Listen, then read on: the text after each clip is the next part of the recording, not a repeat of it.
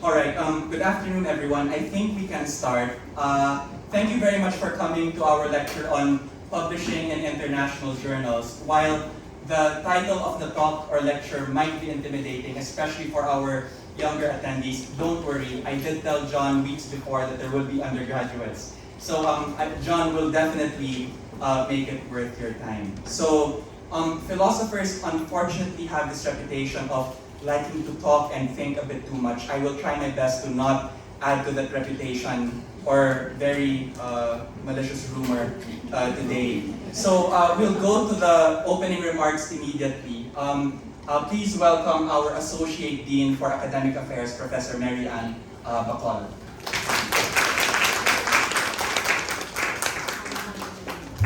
Good afternoon to everyone, to the Vice President for Academic Affairs, Dr. Maria Teresa Payong-Ayo, our incoming Dean, Professor Ruth Lusterio-Rico, the Chair of the Department of Philosophy, Dr. Maria Liza Ocampo, our Associate Dean for Administration, Dr. Raymond Abejo, faculty, staff, and students, philosophers and non-philosophers, as well as also participants from other universities. I believe we have participants from other universities. Good afternoon to everyone. I would like to congratulate the Department of Philosophy for the inauguration of their smart classroom. So officially smart na raw yung classroom. I'd like to particularly acknowledge the leadership of the department through the department chair, Dr. Maria Liza Ruth Ocampo, the Associate Dean for Administration, former Associate Dean, Dr. Darlene Gutierrez, Dr. Ruth Lusterio-Rico, former Associate Dean for Academic Affairs, and the former Dean, Dr. Maria Bernadette Cabrera, for their timeless efforts and work from the planning stage to the completion of this smart classroom. So ika nga ni Ma'am Ocampo kanina, let's start more academic memories in this classroom. Now today is, I'd like to congratulate the Department of Philosophy because we're not just inaugurating this smart classroom, but today is an eventful day for the Department of Philosophy because this afternoon we're very honored to have with us Professor Newsome Crossley, Professor Emeritus of Monash University, to deliver a lecture on publishing in international journals. So Professor Crossley has been in partnership with the University of the Philippines, Diliman, from 1974, so that's 49 years of partnership. So 2 more partnerships with Professor Crossley and 2 more publications, international publications for CSSP and our students. I am certain that this afternoon will be very productive for all of us with Professor Crossley. And I'd like again to congratulate the Department of Philosophy for spearheading this event. And I do hope that we'll have more academic memories in this classroom, starting with Professor Crossley this afternoon. So again, welcome and congratulations to the Department of Philosophy.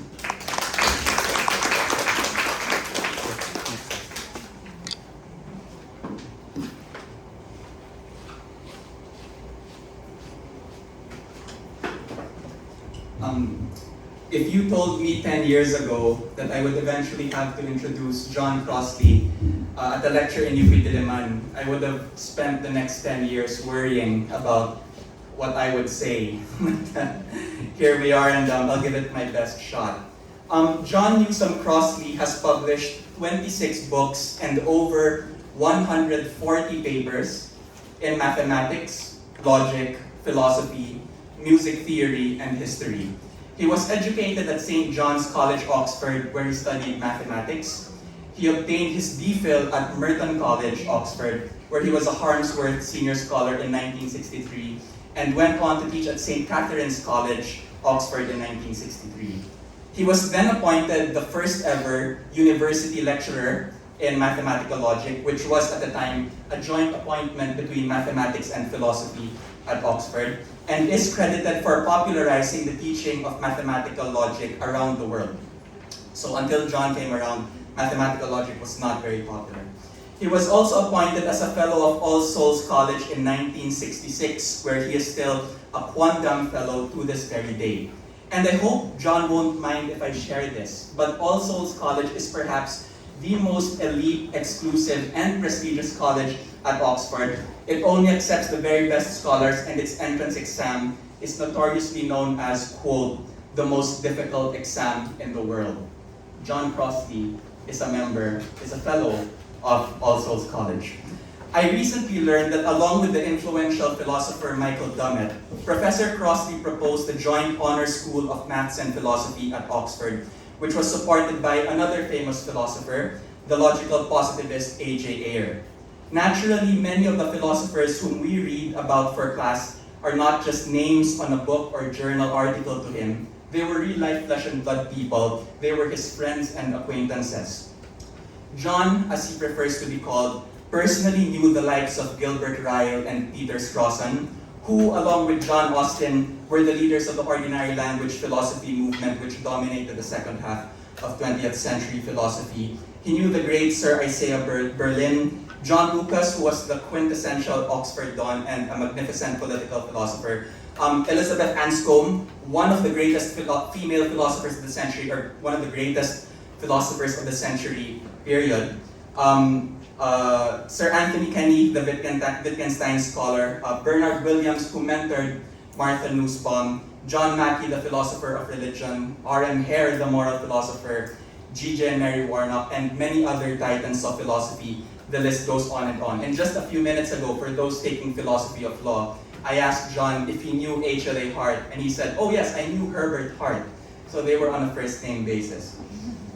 In 1969, he moved to a chair in pure mathematics and later logic at Monash University, Melbourne, Australia, where he is now Emeritus Professor.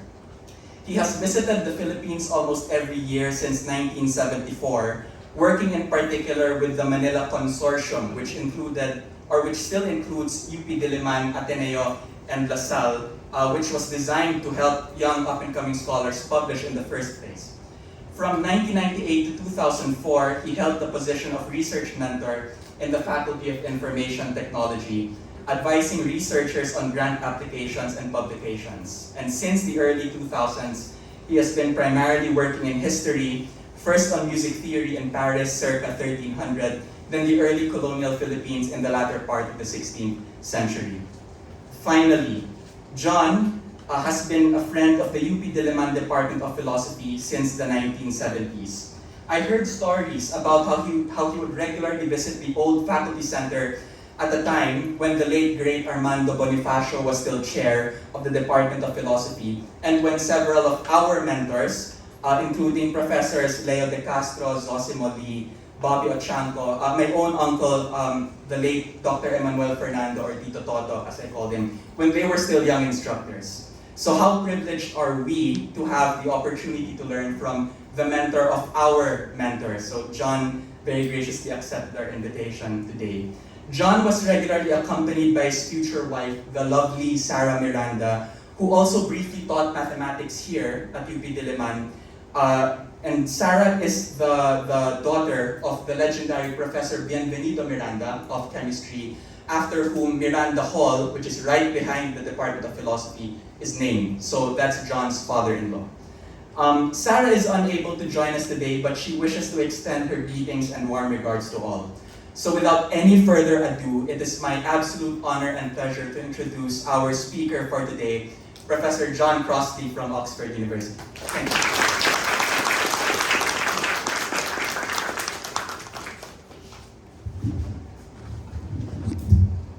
Thank you very much.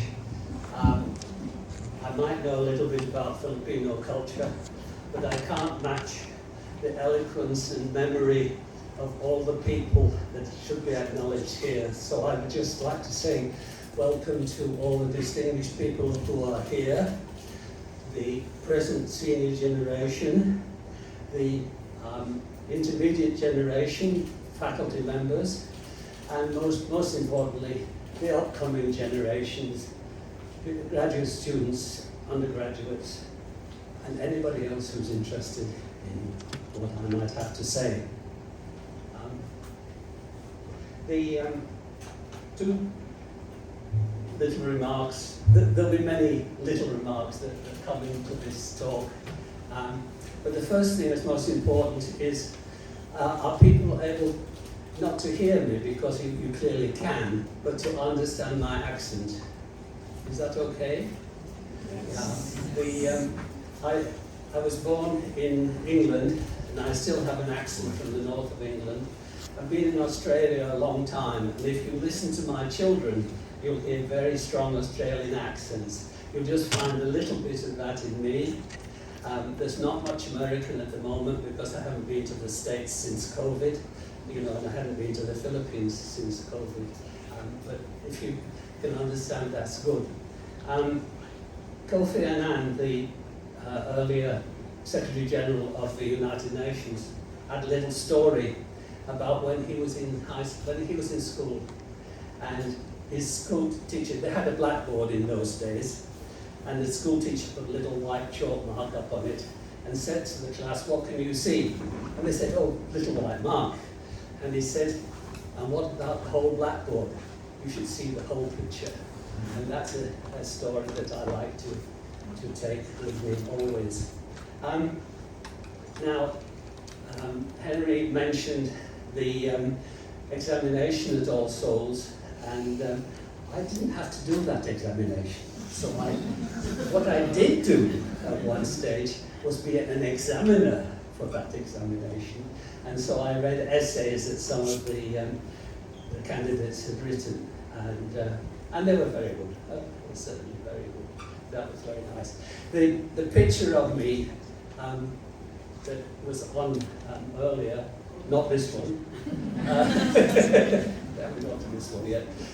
The picture that was on earlier was taken in All Souls after a very nice lunch in 2019, taken by a dear friend of mine. This picture was taken in the early 80s, and you can see all the names there.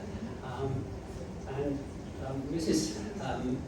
Kissenbing Fernando is still with us at 100 years, so that's even older than me. So that's very nice. And this is my wife, Sarah, of course. So let me begin. I don't think I've been likely too far, but I might be sounding very bossy, especially in Filipino terms. If you're in America, or even more if you're in Australia, you might find that the people there sound very abrupt, and they just go bang, bang, bang. But the Australians are usually friendly, and they're just being straightforward. They're not trying to intimidate you at all. All of the things are suggestions, and one of the most important things is going to be a checklist that I've got a printed version that I'll hand out at the end. And that is just to remind you of a few things, but you think of more things, and that's fine. So I just hope that this may help. As Henry said, I've published a lot of papers with a number of people over the years, so this is very much from what I've learned.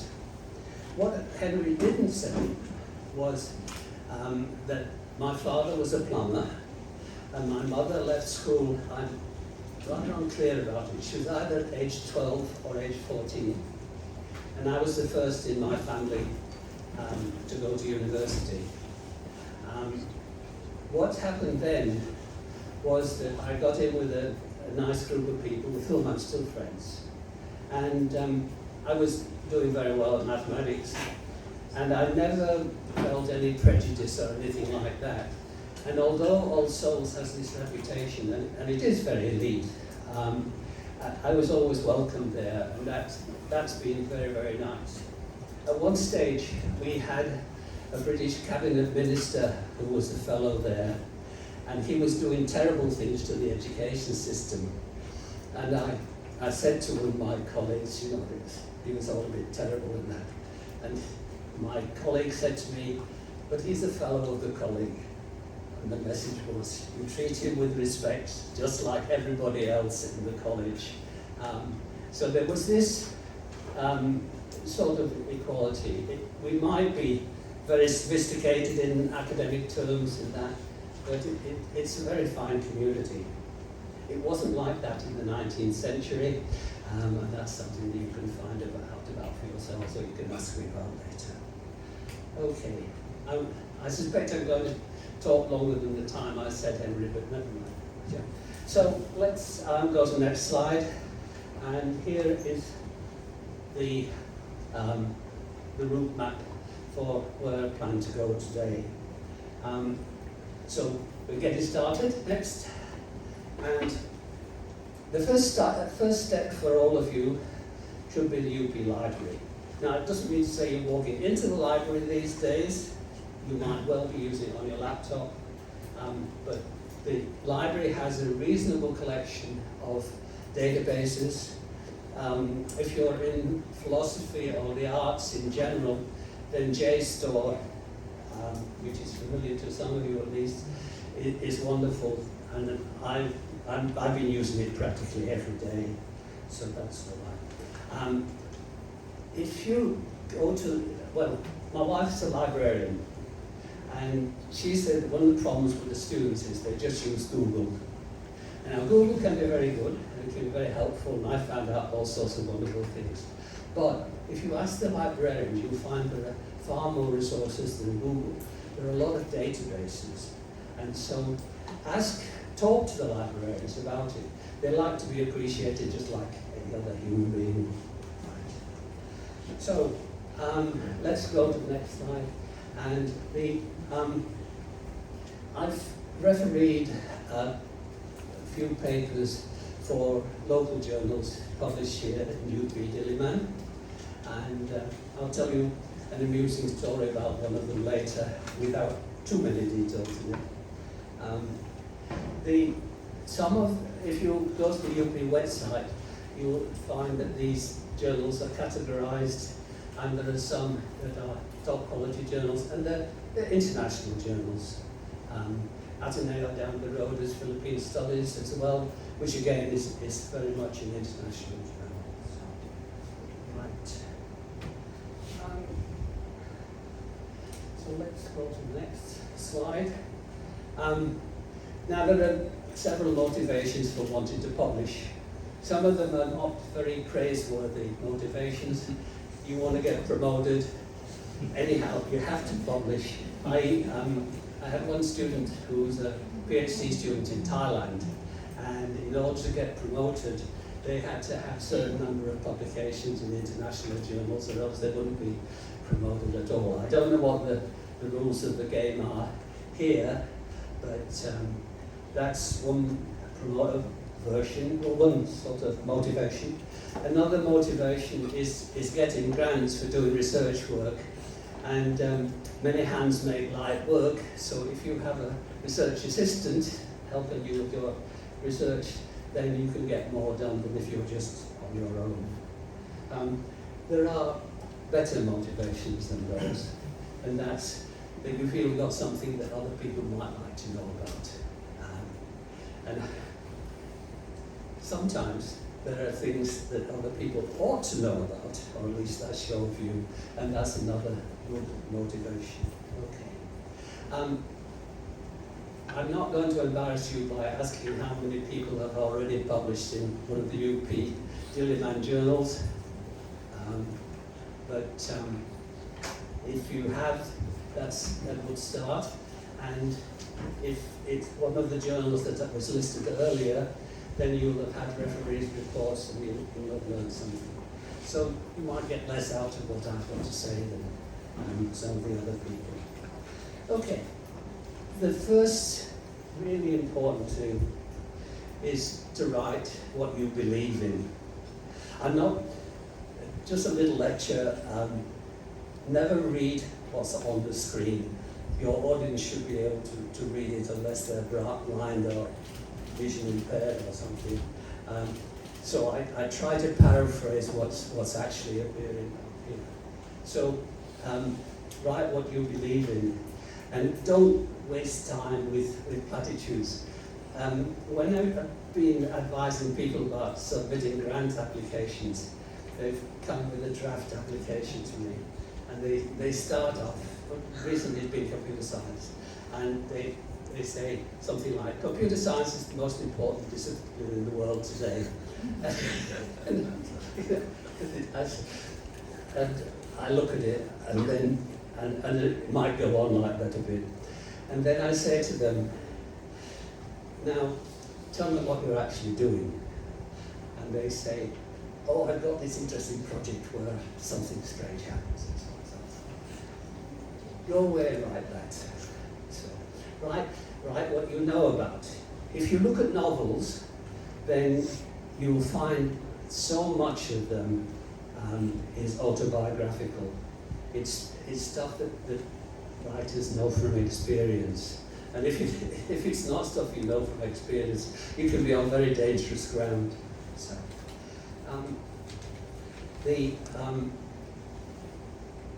drafts, you'll do several drafts. When I was writing my DPhil thesis, I wrote the first chapter or two, then I rewrote it, then I wrote a few more rewrote it in a few more chapters, rewrote that in a few more chapters, and after a certain stage, I just wrote, and it was okay. And I had a very nice English literature professor friend, and I started writing biographical things, not academic things, and he read some of it, and he said, if you want to prove your writing, write more. So just practice writing. In the same way as if you're doing public speaking at all, practicing public speaking helps. Okay. And I always say that never write the final version of the introduction until it's all finished, because then you know what you've actually done, and it may not be what you're set out to do. One of my contemporaries in Oxford was doing mathematics, and the titles we used for the thesis were very vague. Mine was Some Problems in Mathematical Logic.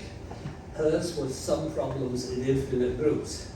But partway through her candidature for the DPhil, she changed it to Some Problems in Finite Groups, which was, in mathematical terms, a fairly major thing. Yes, I meant to mention this earlier. Henry mentioned earlier that I started off in mathematics. I'm very pleased to see a T-shirt in the audience today, which has, I hate mathematics, but the hate is crossed out and love is there instead. And that was very nice. So, right. Now, when you're going to send it to a journal, journals are usually specialized things, unless it's something like History Today or something very vague like that. Even journals with apparently simple titles don't necessarily mean that they're not specialized. When you're choosing a journal to consider, and there's a backwards and fro in this. You're writing something, you want to think of sending it somewhere, but then how you write it depends on where you want to send it, and how way you want to send it determines how you write it. So there's this interaction, and you just go backwards and forwards all the time. So, good feedback, in case you didn't know. Right. So the first thing is know your audience, the people who are going to read it. And if you look at them, then you'll find that they don't always publish in the same journal. I'm in a small group doing this early music theory, and we talked about a new paper and where to send it. And we said, oh, we don't want to send it to early music history because we sent papers to there before. We want to send it to some other journal. There are many reasons for doing that. Sometimes you want to send it to the same journal because it continues the discussion in that journal, perhaps. Other times you want to do it different. Now, the next thing is the really most important thing. When I was in Oxford, especially in the arts, people doing the DPhil, it's called a DPhil in Oxford, just to be pedantic, everybody else calls it PhD. I'll explain that if anybody wants to know. Anyhow, what usually happened was you had a student who were working on a topic, they worked on their own, and there were students who'd been enrolled for 8 or 9 years or more working on their thesis. While I was a don there, they actually cut it down to, I don't know, 7 years I think is the maximum. Later, back in Monash, it's 3 years now, so things have changed. So let's, that's what I was, so making contact. So next slide. Charity begins at home. So the first place is to talk to the people that you know, and hopefully there'll be something in common. My German friends work in very large groups, and what you'll find in that group is, say, 40 people under one professor, is that this person knows this person, and they know the sort of work that each other does. This person knows this person, and they know the work each other does. But this person and this person have got no idea what the other one is doing. So find out who knows the sort of things that you're doing. And you're starting your university. And get your colleagues to read your draft. Reading this stuff, and I'll come back to this later, is really important. And reading it to yourself, you read what you want to read. You don't necessarily read what's written on the paper. And I use my computer to read my things back to me. And I suddenly, what did it say? And find there's some grammatical mistake, or I missed a line out or something like that. Okay, now, if you want to publish, you need to get information about publishing, so talk to people who've already published. One of the best places to do this is to go to a conference. The trouble is that usually to get money to go to a conference, you need to have a paper accepted at the conference, so it's a catch-22. Once you've got that first paper accepted, then you can start to make progress. And as I said earlier, some of the journals are very narrow in their specialization. That's also true of conferences. There's one conference that I know based in the United States, and if you don't do the sort of things that they do, you've got no chance of getting a paper published in their proceedings. So, now, I was talking to Henry because I think UP was more fortunate in the times that I was pretty intensely involved here, which was really from 82 to 95. And there was a steady flow of visitors from overseas. That doesn't seem to be as copious a flow nowadays, so that makes it more difficult. But email makes it easier, and if you strike up a conversation by email with somebody, then you can use Zoom or Teams and start talking to them. If they find you interesting enough, they'll be happy to do it. Okay. However, next slide, a word of warning. I've met a lot of very distinguished people. I've really had a remarkable life. And some of them have been real bastards. Absolutely terrible. And there was one guy I had a very interesting relationship. And my friends and my experience too is that he got people interested in the problems that he was interested in. They worked on them. And he was very supportive and very encouraging. And then suddenly the love affair would stop. And it really was like a love affair. There was this terrible break, and you were cast into outer darkness, or at least you could be cast into outer darkness. I was standing on a railway station platform with him at one time when I was not in great favour, and somebody else walked up he said, "Oh, you don't mind if we speak in Italian, do you?" And then switched to Italian and went on like that. He's very arrogant about his knowledge of languages and that sort of stuff. So, no names being dropped. Okay, so the second point here is what I said very early on in the lecture. The upcoming generation are vital to us, not just to yourselves, but to the whole discipline. So next slide.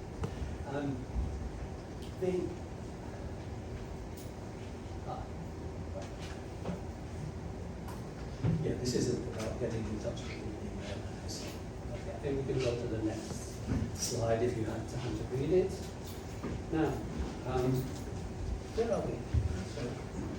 Sorry, can you go back to making contact to the second number? Right, this one.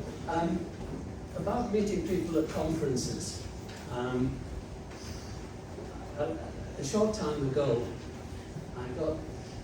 there was a meeting, and one of the guys for whom I'd been a PhD examiner in Australia said a few words. It was a festry for me, which was very nice.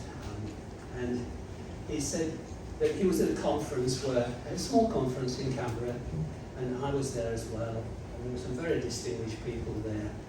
And he saw me talk. This would have been in around about the early 70s. And he saw me talking to the bigwigs and that.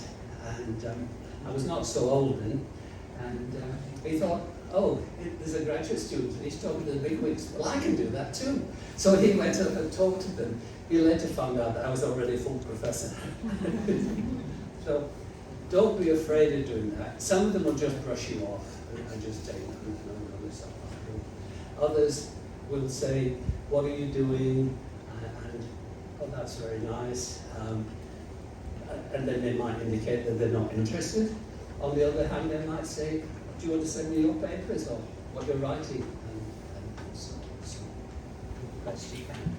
Okay, so we can go to the next slide now. And as I said, yeah, that's the email business. Now, after the next slide, so the important thing is not to, what's the word, abuse the friendship. You don't want to waste their time. Most of the people who are active are busy people, and they will prepare to devote a certain amount of time, but don't overdo it. And don't keep sending them revised drafts when you change one line in the whole paper. Sometimes when you get to know somebody better, then you might want to try something which is a bit more difficult, where you're not so clear in your thinking about where it's going, and see if they've got any, if they can help at all. Just don't waste people's time. Okay, now let's turn to the actual journals and how to attack them. Well, next slide, how to treat them. You've got to decide which journal you're sending your article to, and I touched on that before. You might not decide them until quite late on. You need to get advice about that from colleagues, particularly. You look at the journal homepage. One journal homepage will literally be a page, and it won't tell you anything very much. We were dealing with a Belgian journal recently, and they just said, just send us the article. And that was that. Other places will say, do it in Word or LaTeX.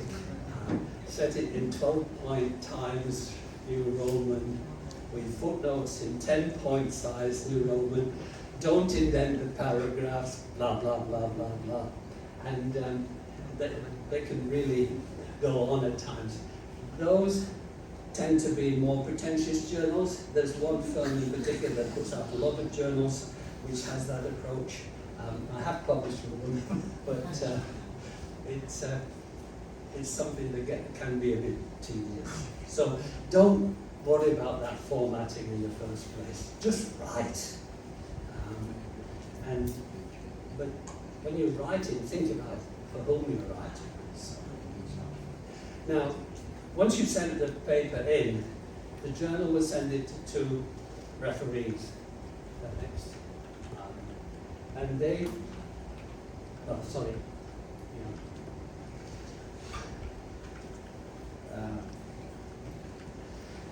You're going to get 2 or 3 referees usually, and they will write a report on your article.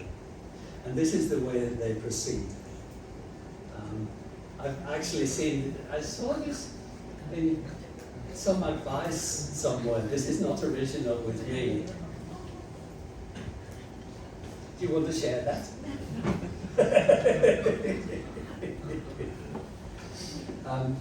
You get the message, you just, so, right. So, then, if you go to the next slide, and then in getting things organized for your audience, there is the question of writing. Now, I think most of the people in this room will be essay writing people. If you're a mathematician or a computer scientist, then it can be more technical stuff.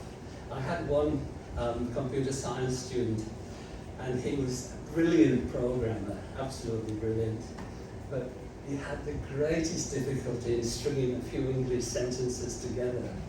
He eventually got his degree, but there's a struggle with the English, not with the technical stuff,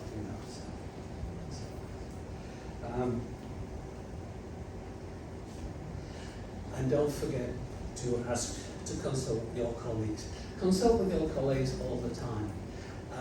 One of the fascinating things I've found is, and this is not original with me, is that when you show somebody something and they ask questions, the questions often give you a lot of information about the person asking the question, as well as about what the topic is supposed to be. And so that gives you an insight into the way they're thinking. And the people who are reading your article will vary a lot. Some of them will be on your wavelength pretty quickly, some will not.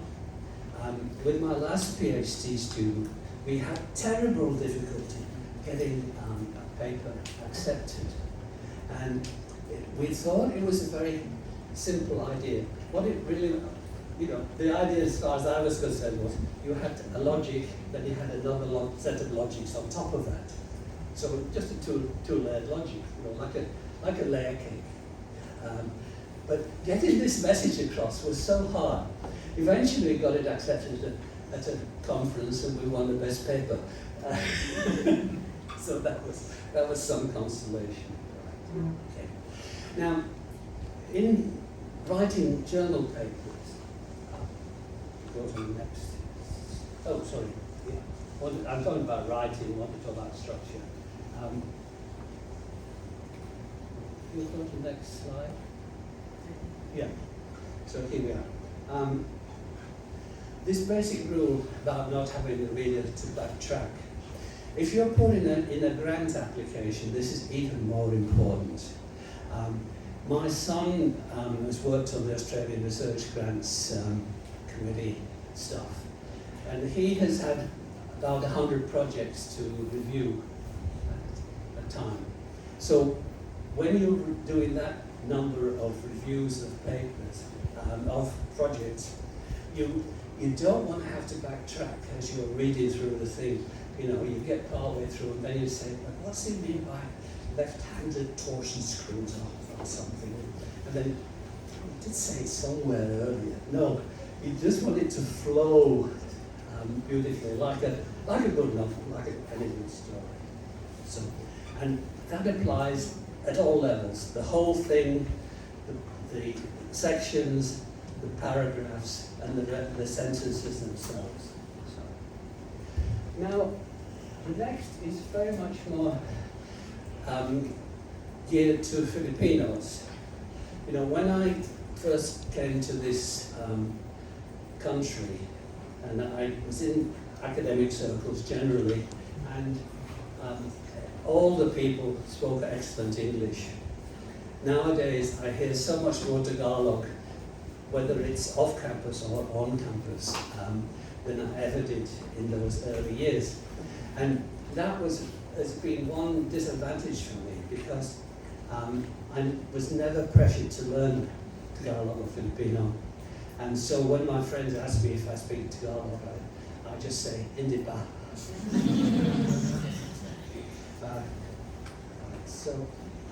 So with your English, you don't have the difficulties. Well, there's a slight difficulty that the Chinese have.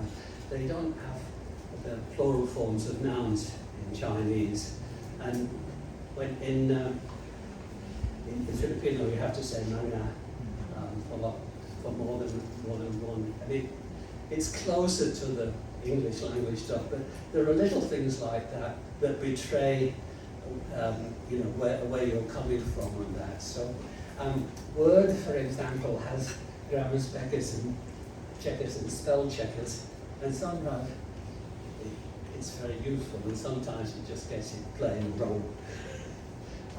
So beware of that. But as I said earlier, get your machine to read it to you and see if it sounds okay. All right. Next slide. Technical point. I was reading an abstract that a dear colleague of mine is just submitting for a conference next year, and I suddenly felt very uncomfortable with it. And I said, I'm troubled by this. And he said, well, let me know how you want to change it. And then I had a look at it. And what had happened was that he changed that he introduced a new concept. It actually got the concept there with another name earlier. And it just suddenly threw me, because the audience wouldn't have known what this meant at all. So beware of technical terms. And that applies as much in philosophy and history as in mathematics, which is got a lot more definitions in it. Right. Okay. Now, references are getting to be more and more important, and there's a question coming up from the audience, I'm told, which will make me some more about this. But I was telling Henry, we had a president who eventually resigned because of it, but what he'd done in his earlier years was he'd written out beautifully what somebody else had put in another paper. He put the reference to the paper in the back of the book, but he didn't put the thing in quotation marks. He didn't say this is their stuff. It was just taken as his clever stuff. So plagiarism is a problem. Those of you who teach will be aware of such problems already. So one of the safeguards is putting the references in so that you know where to go. But put the quotes in. I have one of my first books on history and mathematics. I first wrote it with the stuff, all the things in their original languages. And it was a cry of horror from people who read it. So I then shifted. I had translations, but then I shifted and put all the translations in the text and the originals down below. But they were always sourced as to which book I found them, or which manuscript or whatever. So, okay. In referencing, those who use the arts system of author and a short title can often run into the difficulty, as my colleague did the other day, because you change the first usually in the first footnote that things mentioned, you put the full title, Fred Blog's Travels in Eurasia or whatever it is, and then you just put that as travels later. But if you change it and put a reference earlier to this thing, then you lose that. So what I do is I keep a separate file with a bibliography in it. Some journals, even in the arts side, want a bibliographical list. Others don't. They just put it in footnotes. Okay. Now, and next, my number one grandson works on climate change, and so I haven't discussed item 1 with him.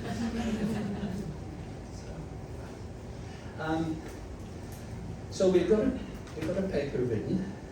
We've checked it. Our friends and even better enemies have had a look at it. And so now comes the time, next slide, to submit it.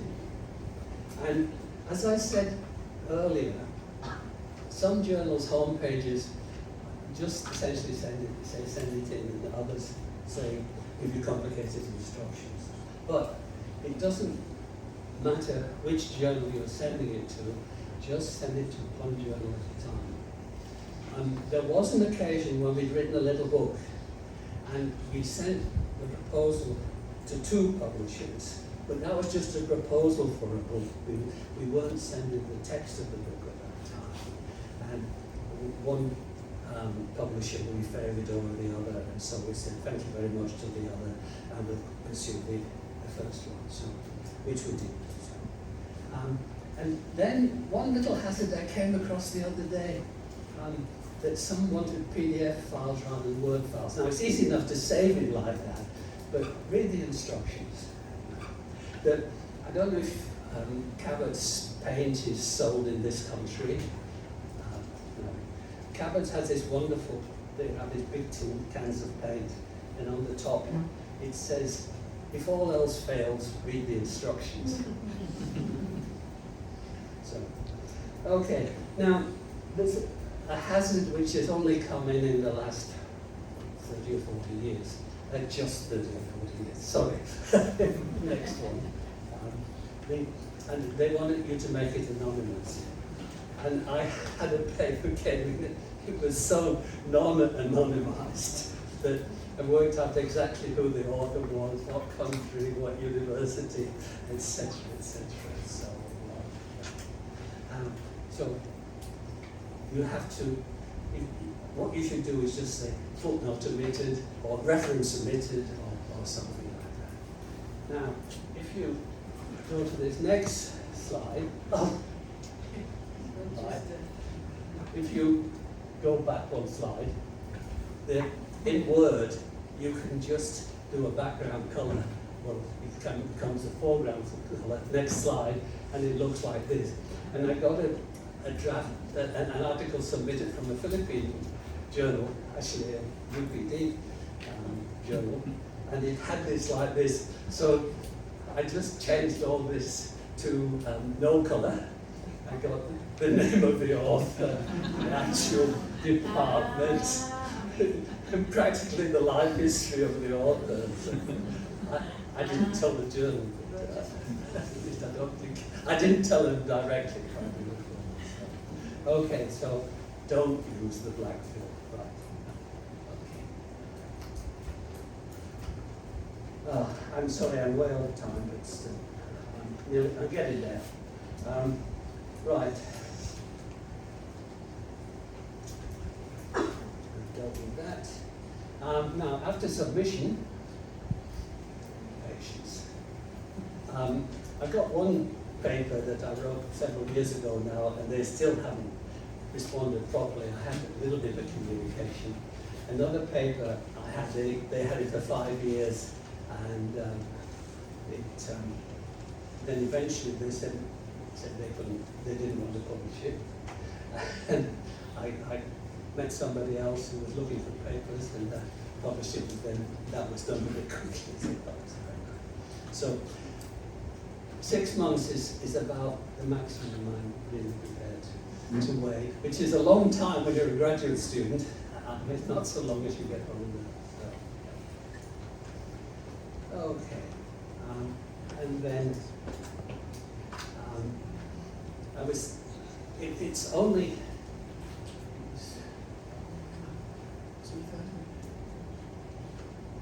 It's about 2005. I got this wonderful referee's report, which just essentially, it's one line report, and said publish it. So that's once in 140 papers. So don't expect that. If you get that, that's really nice. Okay. Now next slide.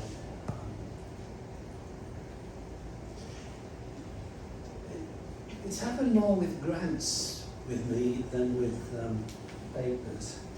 But I once wrote a proposal about global computation, and this was, you know, having computers all over the world and networking and so on and so forth. And this was in the days when that wasn't really happening, or not very much. And we got one referee's report saying, but we do that already, we have global weather forecasting. What's that got to do with it? We didn't mention weather forecasting or anything. It was about computer science. So you'll get some people like that. Another paper, which we didn't publish, and for good reason in the end. We got a referee's report, which was about at least twice as long as the original paper, full of complaints. So there are certain hazards. Recently I had just one referee's report, so I questioned that, and then I got another one. Okay, next. Next.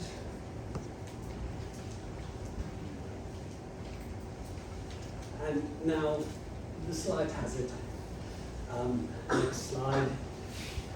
Even if it is accepted, the chances are there want some changes. And they, sometimes they will say, we'll allow the author to rewrite and resubmit the whole article. Other times they will say they want slight changes, or why hasn't the author considered this particular thing, and so on. And sometimes, especially with that last question, why hasn't the author considered this, the answer might be because it's not relevant. So don't be afraid to say that, okay? And then, if you've got through all that, you'll come to the proofs, and they'll send you the printed version of your article, and they want it back within a week with all corrections marked. Sometimes they ask you to do it with PDF annotations, which I find an absolute pain. Other times, and quite recently had a Spanish publisher, and they wanted a printout with handwritten corrections on the whole thing. So it varies enormously. And then I think we're just about at the end, the last slide. You get the paper, right, oh, that's done. What do I do next? Well, you might find you still have some ideas, and you can keep on going. So here are two checklists. I use the colonialist Rudyard Kipling. He had this sexist line, which trips off the tongue quite nicely, and it's very useful. I first heard that more than 60 years ago, but it was 1902. So here, based on that, here is one checklist, and I'm going to, as I said, I'm going to hand out this paper. So here's your questions, and here are some answers. And then, because we don't want to be sexist, here's another checklist.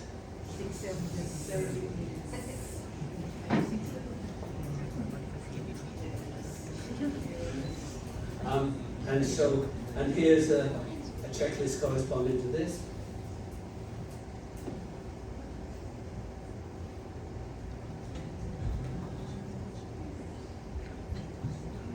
And with that, I will say, Maraming salamat.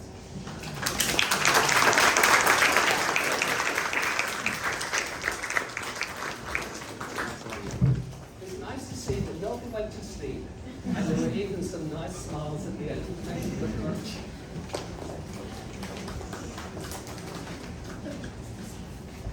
Okay. Thank you very much, John. So we will have a question and answer portion to be facilitated by Sir Jenny Kita and also from the UP Diliman Department of Philosophy. So if you have any questions, please raise your hand and a microphone will be brought to you. In the meanwhile, the checklist that John presented on screen will be given to you in the form of a hard copy. So this is a little like takeaway for the audience. Thank you for attending. So we can start. Sir Javi, go ahead.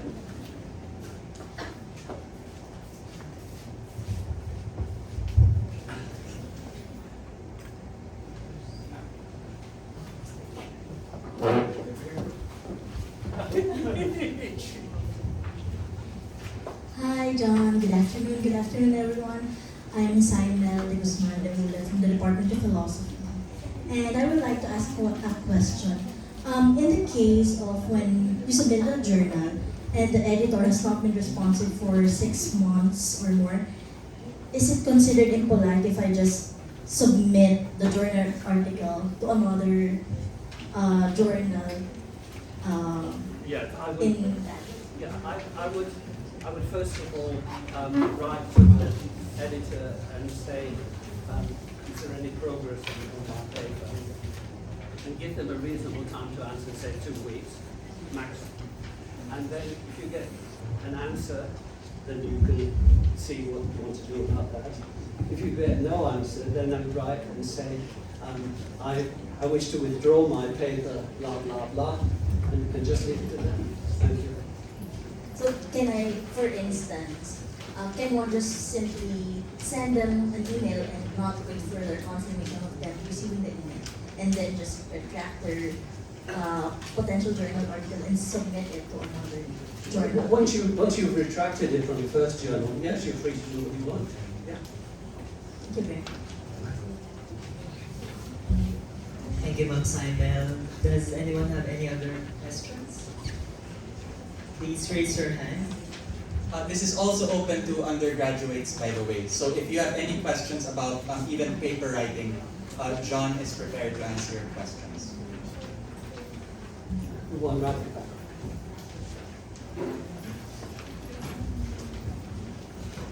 I should point out that I'm deaf and I have hearing aids, but I don't always hear terribly well. So just to see how you go.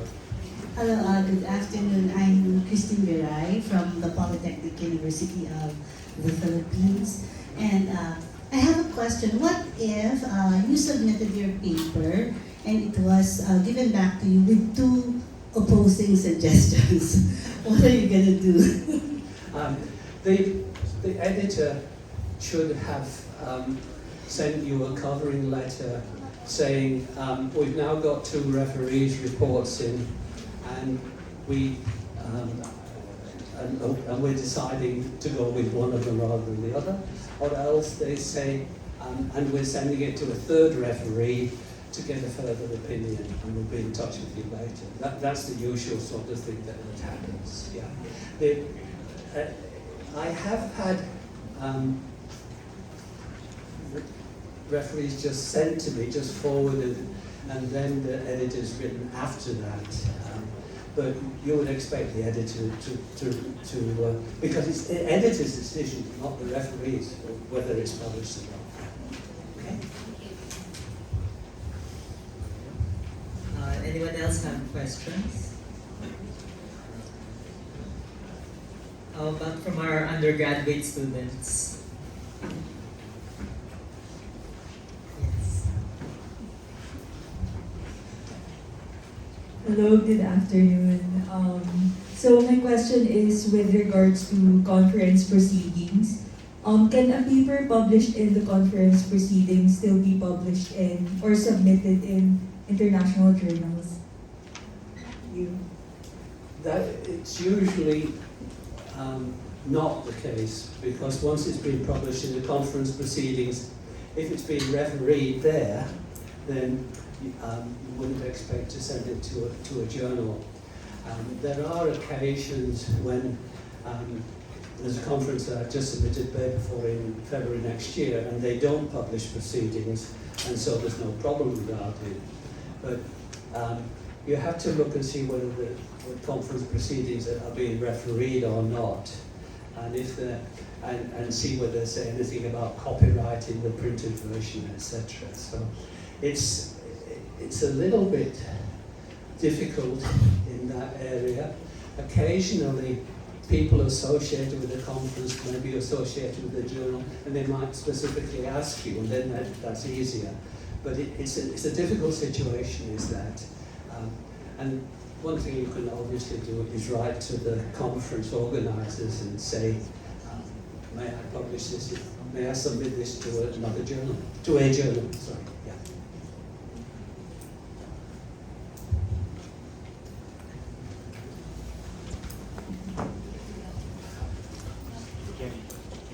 Hi, sir. Good afternoon. A question from my friends and I. What are your thoughts on using AI as a guide in writing papers? Sorry? What are your thoughts on using AI or artificial intelligence as a guide in writing papers? Yes, I was warned about this question, and I haven't tried ChatGPT, but I have a nice answer for you. My son is the Vice President at University of New South Wales.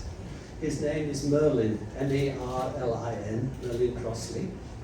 And if you put into Google Merlin Crossley in quotes and ChatGPT, you will find a nice article from March about it. And he's much better equipped for doing it. He's the Vice President for Education in the University of New South Wales, and I think you'll find that helpful. Personally, the first thing that occurred to me about using it was connected with what I said earlier about references and quoting other people. Because when you get the thing from ChatGPT, you just get the essay. So if you give me that essay, I would say, where did you get this from? And you could say it's my own idea, or you could say I got it from this journal. Okay, put the reference in. What's the journal, or what's the book, what's the page, blah, blah, blah. So he, in the article I mentioned, says that at the moment, and that was in March, ChatGPT is not putting references in, but he thinks that will come, and that may well happen. So you get quotations from particular sources. It's going to be interesting when that goes on, because I suspect a lot of the sources will be web resources, which are things like Wikipedia and newspaper reports and stuff like that. But there are lots of journals that are on the web, and it's certainly possible they could take things from there. So that's what often has happened with me throughout my career.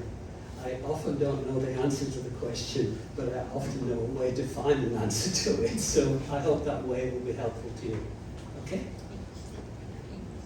I think the AI is a very, very interesting phenomenon as of the moment. Maybe I think a lot of us may have some more questions or follow-up questions about this.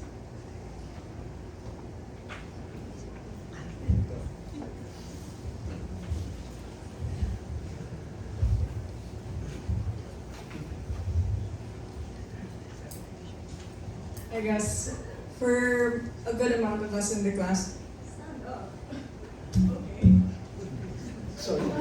I guess a good amount of us here were undergraduates, and maybe some of us are really getting started on the paper writing process and how to get it published by working on our thesis. So I guess in that sense, we're really dealing with all that you've taught us from a very hypothetical point of view, because we really haven't practiced it yet. So I'd like to ask, how can someone like us, undergraduates, get started when it comes to academic publishing? Because are there any credentials that we have to consider when it comes to that? So yes. What was the word that you have to consider? Like credentials, background.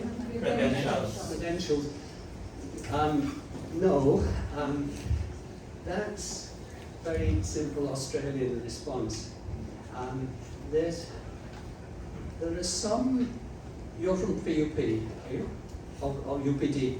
UPD, yes. Right. In UPD, there are some regulations about getting permissions for submitting papers, and that I haven't met that in other places. To be honest, I came across it when I was preparing for this talk. So it's a bit like that catch-22 that I mentioned. You know, when you've written the paper, and especially if you got it accepted by a journal, then you can go through the process. But getting that first one is really hard. So what you have to do is you have to convince the people who have some sort of, I hesitate to use the word authority these days, but some supervisors, advisors, and what have you. So get it to them, get their support. When I was organising the first conference that I organised, I was in my last year of my DPhil, and I worked with Michael Dummett, and so I did, so to speak, the legwork, and he signed the letters. In the same way, you get your advisor to write his or her imprimatur on the paper, and and perhaps a brief note saying this is excellent work and it's breaking new ground, or it sheds new light on an old subject, or something like that. Yeah, that's the way. But get to know your audience, get to know the hurdles, and your advisors should know what the hurdles are. So, yeah.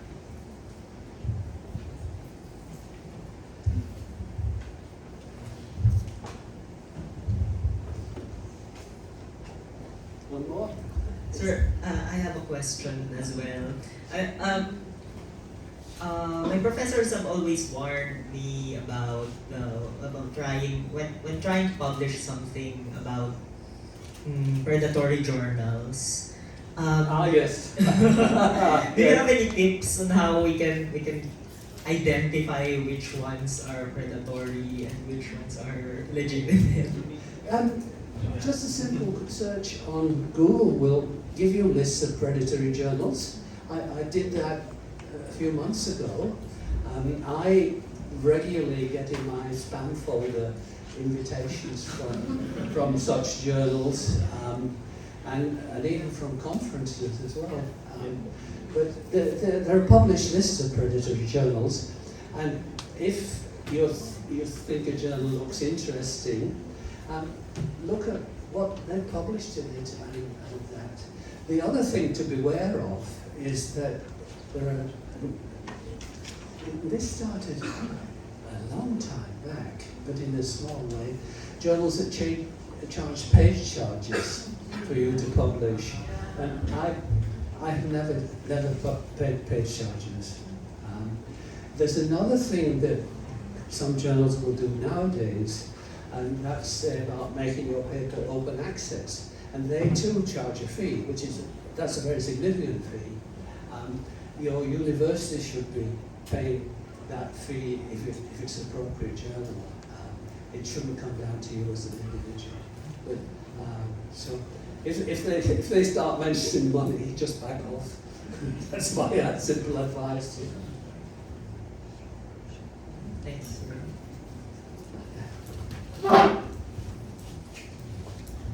Hi, Sir Edwin. In relation to the question, I would like to ask, because there are some journals who ask for an article publication fee, and sometimes these journals are, when we try to look them up, they're Scopus index journals.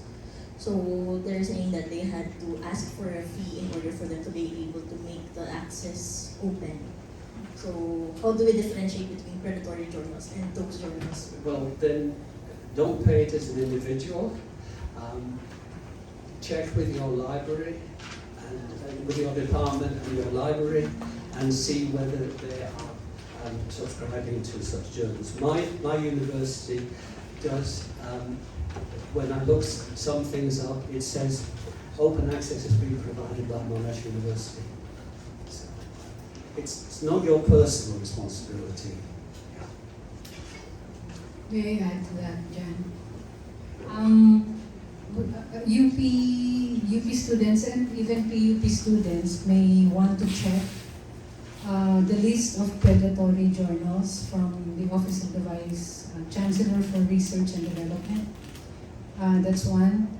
Or you can check via Google search the Bill's list of predatory journals.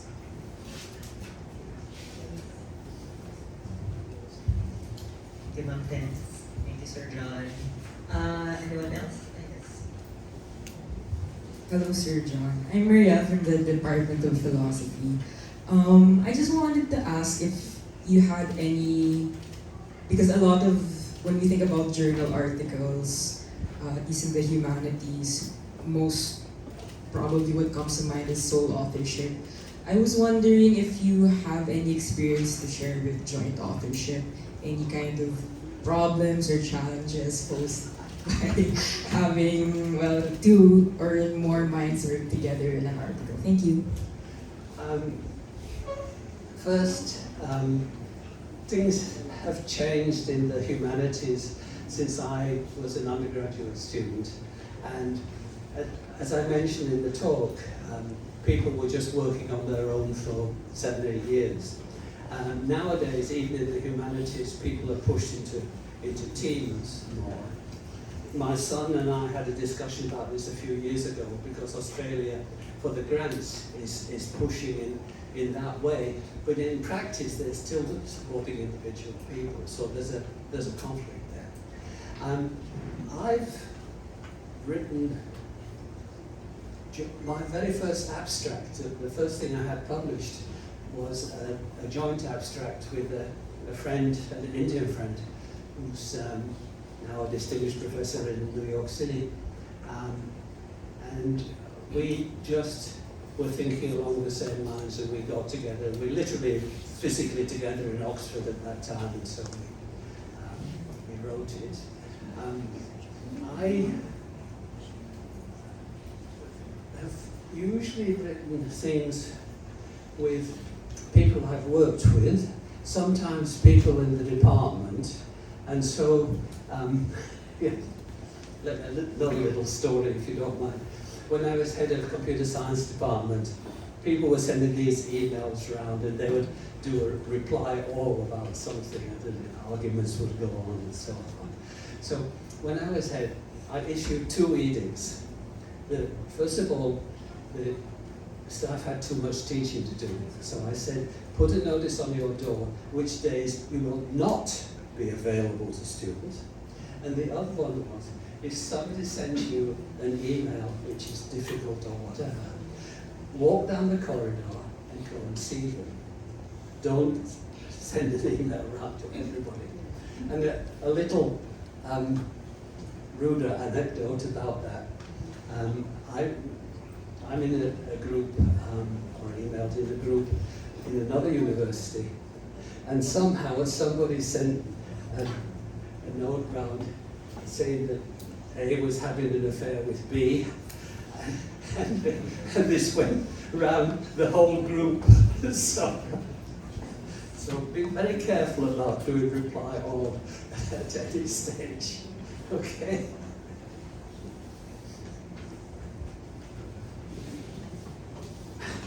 Sorry. Can I also add to that? The research landscape is slowly changing.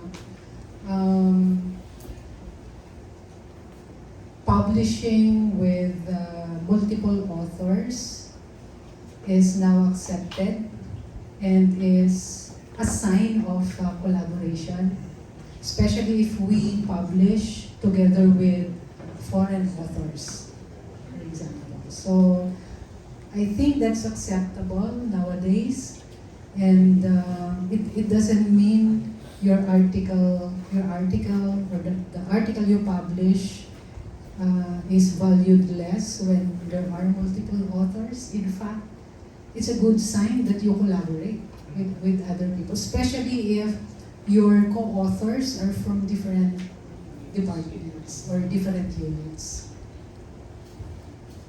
Can I I didn't finish answering your question because I was co-author of a paper recently. There were 3 of us, and one of the people very pedantic and that sort of thing. So we didn't actually argue about it, but we made sure that we were happy with what was written in the end. I don't recall any time that I wrote a paper with somebody, or that a paper I wrote with somebody that I didn't get on with got into print.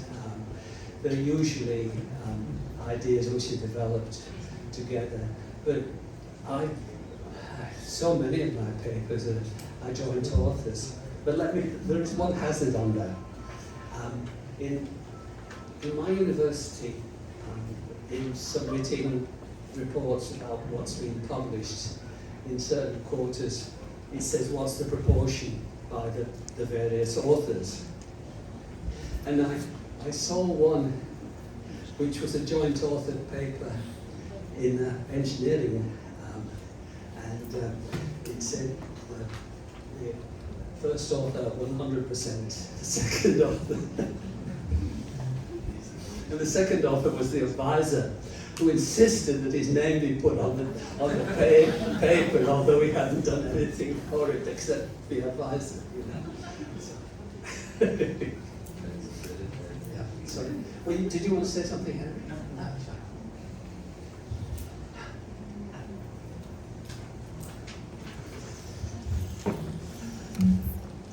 Good afternoon, Mr. Crossley or John. My name is Nino. So I'm just curious what your process is like in determining what your next research topic will be for your next paper. So where do you get your ideas from? Gaps in existing articles, or perhaps you get inspired from real life experiences? And then I guess my follow-up question to that is, considering how rapidly our knowledge sphere is growing, and considering your 60 years in publishing journal articles, as time passes, do you find it difficult looking for nicher and nicher topics as time goes on? So thank you. So what was the first part of the question again? Sorry, Brian. Sorry, it was a lot of You've got it written down, I haven't. I'm curious what your process is like in determining. The next topic. Yes. And the changes. Yeah. When I was a little boy, and you might have experienced this, I kept asking why. I'm still asking why. and there are always loose ends in this. Usually loose ends.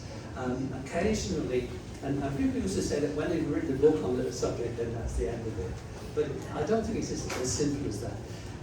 There are little things that come up, and there are things that come up from contacts and around the world now. You know, when you build up your network, building up the network is just vital, absolutely vital. You get inspiration from that, and sometimes you get a colleague who said they suddenly discovered something, and it has some interest to you. So you go along with them, and you might be the junior partner, which I have been in the music theatre particularly. That's fine. Sorry. Now the second question was. Do you find that as time goes on? Oh yes, I just sent Henry an article I found recently about Oxford philosophy, and there were complaints in that about the way the philosophy these days, meaning nowadays, had become very much more compartmentalized. And if you look at the subjects that people study at university, when I was an undergraduate, I studied mathematics. I didn't do maths, physics, and chemistry. My friends who did history. My friends who did modern languages might do French and Spanish, so that was about as wide as it was getting. But nowadays, there are so many different departments, even, departments which didn't even exist, the names didn't even exist when I was an undergraduate. So you've got all those changes. So that that gives opportunities, but it also makes me think it's more important every now and again to have a survey of an area about what's going on and to pull the things together. I'm working at the moment on China-Spanish relations in the 16th century, and we're looking at both sides and sort of pulling those two together. And we just came across a book by an Englishman called something like The Rise of Eurasia, which is really looking about from Roman Empire right across into Asia and China, into the Ming Dynasty and so on. And and this has been welcomed, but you have to have a lot of knowledge, and that usually means a lot of experience and generally a lot of years before you can undertake that.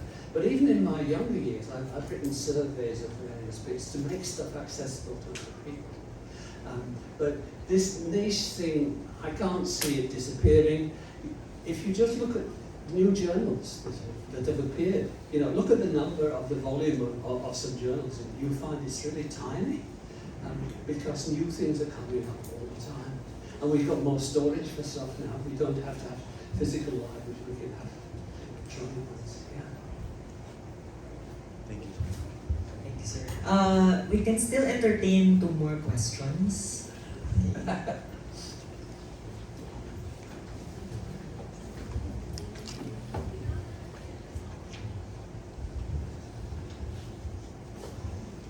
Yes, sure.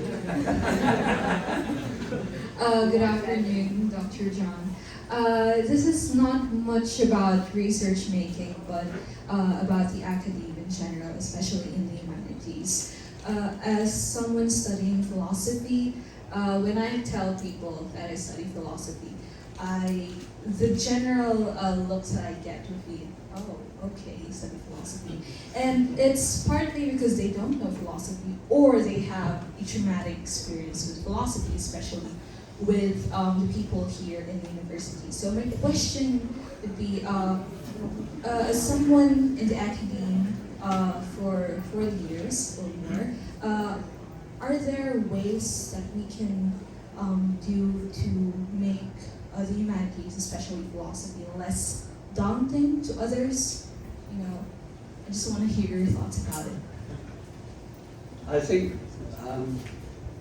most people would find mathematics more daunting than philosophy.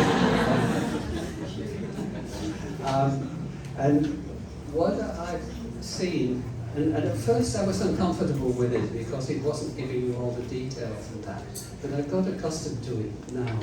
And my son's a very good expositor of general topics. And what you need are communicators who will communicate ideas in a particular discipline to a wider audience.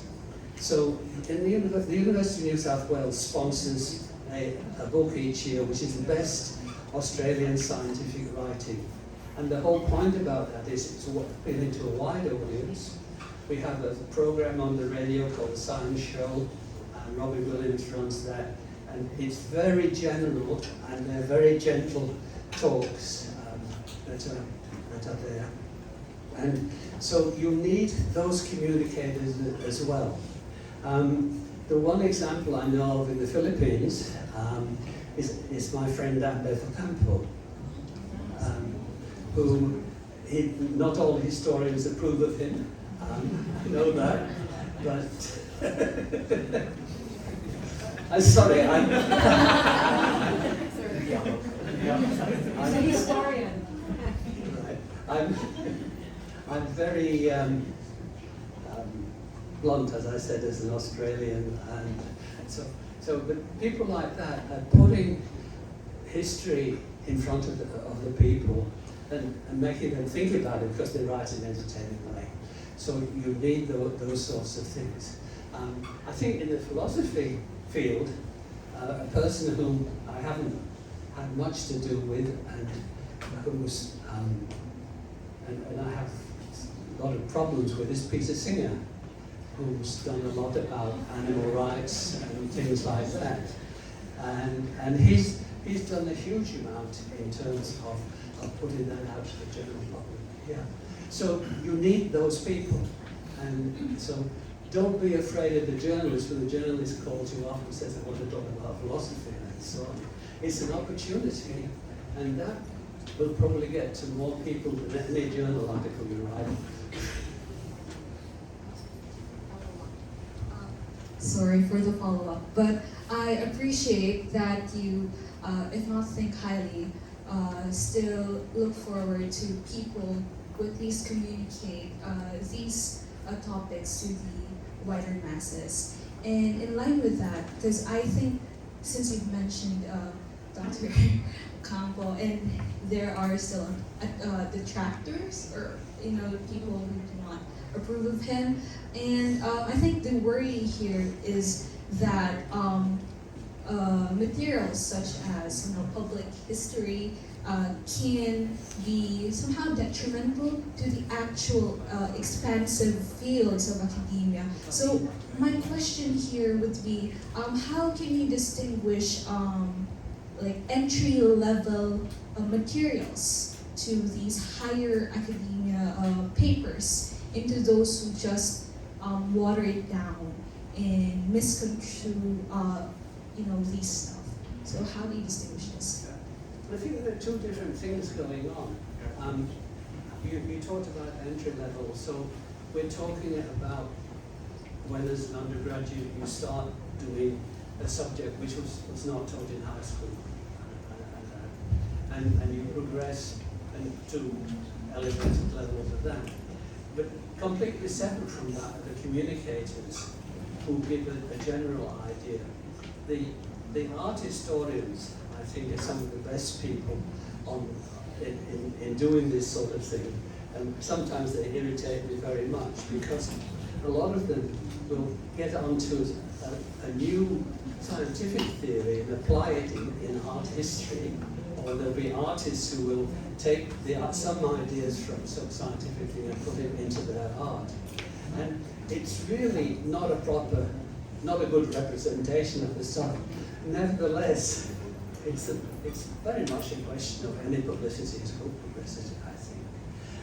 I think the issue is very much complicated these days, and I don't indulge in it at all, but in the media, in Facebook, Twitter, and all those things, there's a lot going on there, which is really detrimental, and that's very unfortunate, and it's going to take a long time for that to settle down.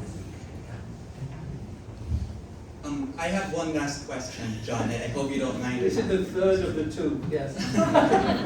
So this is a philosophy-related question, since most of the attendees today are from philosophy. So to provide some context, I was having dinner with John last night, and I was just picking his brain for stories. I asked him, did you meet Gilbert Ryle? Yes. Did you meet Strawson? Did you meet Anscombe? Yes. I pushed my luck and I asked him, so did you meet Bertrand Russell? And then he said, I'm not that old. But seeing that Russell was also a logician like him, I assumed at some point that maybe they encountered each other. And anyway,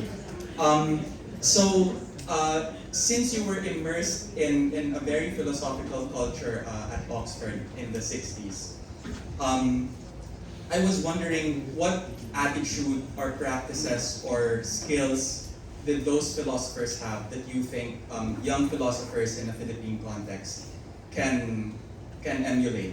What can we learn from them, and what can we use to improve our own skills and improve at our own craft?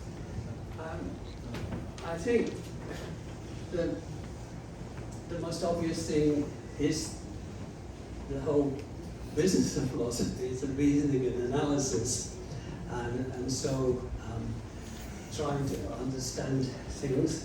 I used to think he was getting at the truth, and now I don't believe in truth. There are many truths, so that's a bit of a problem. But the best advice that I had was from historian when I started, well, mathematician when I started doing history of mathematics, and he said to go and look at the originals. And so if always when I'm writing stuff, I want to be sure that I've got good foundations for what I'm saying. So I track it back as far as I possibly can. And sometimes the trail just disappears. Other times it can be quite amusing and have some nice endings. But check your facts, be accurate. Yes, a dear friend of mine who was an old scholar in Oxford, just after I was in Oxford, I was talking to him the other day, and he said he'd been back there, and we went to a dinner, and he was sitting next to somebody quite distinguished, and he said to me that, you don't make frivolous remarks to people like that. So when you were talking to people like Michael Dummett, in particular John Lucas, then you think about what you're saying, and that thinking about what you're saying is really, really important. And I think that's one of the greatest things. But the other thing, and the thing which has paid off for me in a completely different context, is learning how people in Oxford in different disciplines think. And then after coming to Australia, it's learning much more how people from different cultures think. And I was saying to Henry last night that we brought a friend whom I'd known from Oxford days, who was in Monash with me, and we brought him to the Philippines for the first time, and we took him around, as you do, and I was just cringing at certain times because of the way that he behaved, and it was very un-Filipino, and I thought, and I realized I had learned something, and the motto of my university is Ancora Amparo, which is a sort of Tuscan dialect by Dante, and I'm still learning, and it's true. Thank you.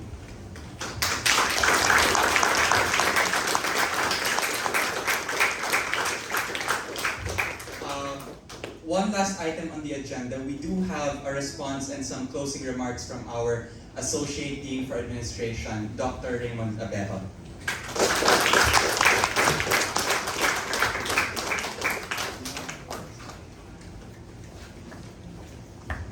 Maikli lang po ito. Distinguished guests, friends, colleagues, and students. First, I would like to thank Professor John Crossley for his very insightful lecture today. Professor Crossley, your ideas, checklists, and suggestions are greatly appreciated. I'm sure our students and faculty of these are going to apply those ideas. And secondly, I would like to congratulate the Department of Philosophy and through its head, Dr. Liza Ruth Ocampo, for this event, organizing this successful event, and in the inauguration of the Smart Room. Lastly, I would like to invite everybody to the various activities of the college in relation to the 40th anniversary of the founding anniversary of our college. Particularly, I would like to invite you to two activities. One is CSSP Trick and Treat. Next week, you could bring your pamangkin or your young siblings on October 27, Friday, next week morning. And second activity next week is the CSSP Fun Run, Saturday morning, October 28. The Department of Philosophy is one of the sponsors for this fun run. And with that, And third, I would like to invite everybody, the alumni of the college, to participate in the CSSP Grand Alumni on October 21, this Saturday, coming Saturday.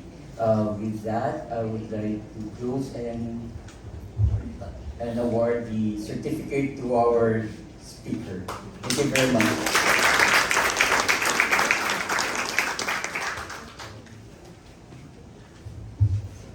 So, I would really like to thank everyone for this afternoon